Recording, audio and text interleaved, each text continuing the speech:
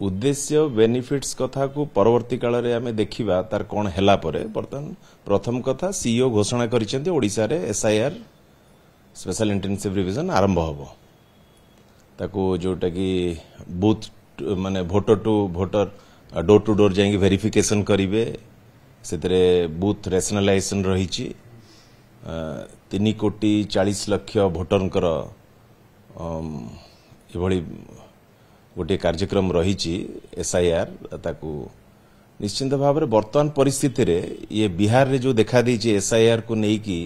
ये गोटे सारा भारत वर्ष रे ये गोटे हटचमट सृष्टि हेछि ये गोटे प्रसंग राजनीतिक प्रसंग एवं समस्तंकर गणतंत्र रे समस्तंकर भोटरंकर अधिकार उपरे ये गोटे बड़ प्रश्नवाची आनी देछि तेणु करी ये प्रसंग जेहेतु ओडिसा रे वर्तमान घोषणा करिसेंती एसआईआर कथा ये प्रश्नर उत्तर एसआईआर को नेकी ये आगामी दिन रे समय ही यार उत्तर दब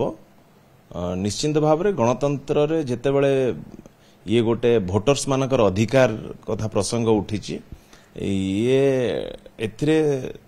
टॉप मोस्ट प्रायोरिटी रही गणतंत्र रे भोटर मानकर अधिकार को सुरक्षित रखिबा एवं भोटर को सम्मान दबा तेणु करी बिजू जनता दल सबु बेले भोटर मानक संगे ठिया होईछि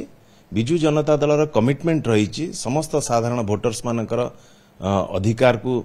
सुरक्षित रखिबा पई सम्मान दबा पई से दिगरे बिजू जनता दल आगामी दिन रे भोटर्स मानकर तांकर जो अधिकार रही हक रही सम्मान को बजाय रखिबा पई बिजू जनता दल तार कार्यक्रम को आगे नबो ये गोटे भारत वर्ष रे वर्तमान ये जो वोट चोरी की नेकी एसआईआर को नेकी गोटे पॉलिटिकल स्पेक्ट्रम आपण देखुथिबे अनेक आलोचना वर्तमान वितर्क आरंभ होईछि ये वितर्क वर्तमान चली किंतु कौन आर एग्जैक्ट पोजीशन एग्जैक्ट कौन घटना घटी